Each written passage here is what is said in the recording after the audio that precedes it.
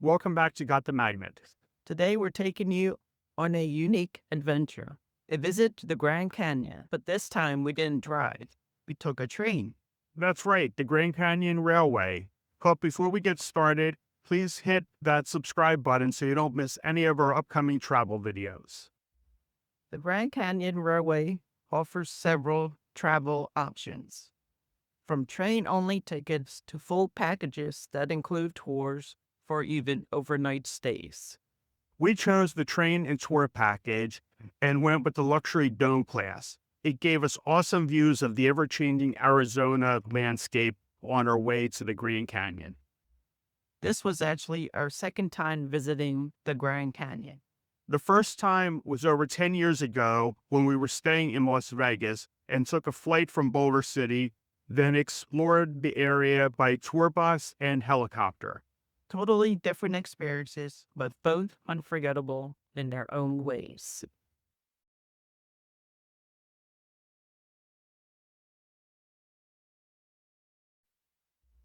For this trip, we were staying in Flagstaff, Arizona. It's only about 30-minute drive to Williams via I-40. Since breakfast was not included at our hotel, we stopped at Goldie's Route 66 Diner. If you imagine a classic Route 66 diner, complete with counter stools and comfort food, that's exactly it. The photographs and memorabilia were a tribute to the original Mother Road. Great food, friendly service, and the perfect start to our day. The train depot is just a quick 5-minute drive from downtown Williams. You can't miss it. The train, the Fred Harvey restaurant, the hotel, and the classic station are all right there. Parking was easy, and the ticket center felt like stepping back in time. Old school ticket counters and all. There was also a large gift shop with plenty of branded items. When we picked up our tickets, we were given a layout of the day ahead. And there was a Wild West show that started at 9 o'clock prior to boarding. Since it was only about 8:30, we had plenty of time to walk around. They were already putting up the Christmas lights in early October. That's because they also run the Polar Express train starting in November, based on the 2004 Tom Hanks movie. The show started right on time at 9 a.m. Corny, but it was a lot of fun. We even chatted with members of the Cataract Creek Gang and one of their horses prior to the show. After the show, we boarded our car near the rear of the train. We climbed up to the second level for our luxury seats in the Fred Harvey car.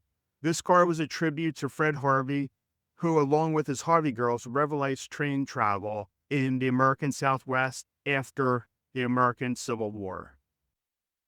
The views were incredible and the setup was comfortable. 4 seats facing each other on one side and couch seating on the other. This would have been ideal for a group of 4 traveling together. But on both ends of the journey, the opposite couple opted to move to the unoccupied couch area. We were not offended and welcomed the extra legroom. Once we pulled out of the station, our guide gave us the full rundown of the day. Since we had luxury dome tickets, we could explore anywhere on the train, unlike the basic classes that were restricted to their own cars. There was a table with snacks, soft drinks, coffee, and tea. And yes, you could order cocktails for an additional cost because it was 5 o'clock somewhere. The scenery was breathtaking, wide open desert, pine forests, and endless skies. We even got the opportunity to stand on the rear platform, which provided us with a perfect view of the tracks disappearing behind us. We arrived at the Grand Canyon Village around 11:45 a.m. and were told to be back by 3:15 p.m. sharp. The train leaves at 3:30 on the dot. The village area has several hotels, shops, restaurants, and even the only public school in the U.S. park system, as well as most of the people who work in the national park live in that vicinity. You could explore on your own or take one of 2 guided bus tours. We chose the Grand Tour. It's 2.5 hour tour and includes a hot buffet lunch. The lunch was good, nothing fancy, but it hit the spot. It gets me every time. I'm not just saying that. I've worked here a couple of years.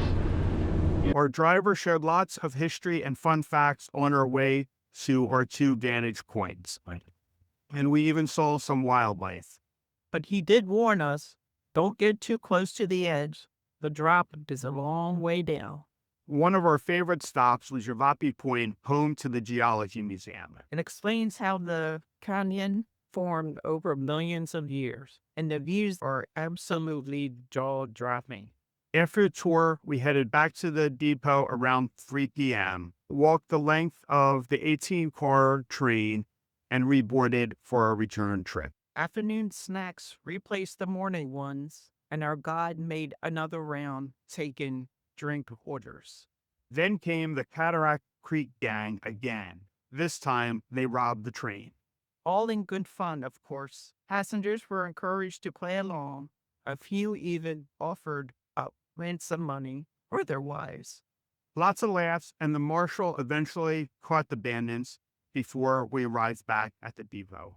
We rolled back into Williams around 5:30 p.m., ending a full and unforgettable day.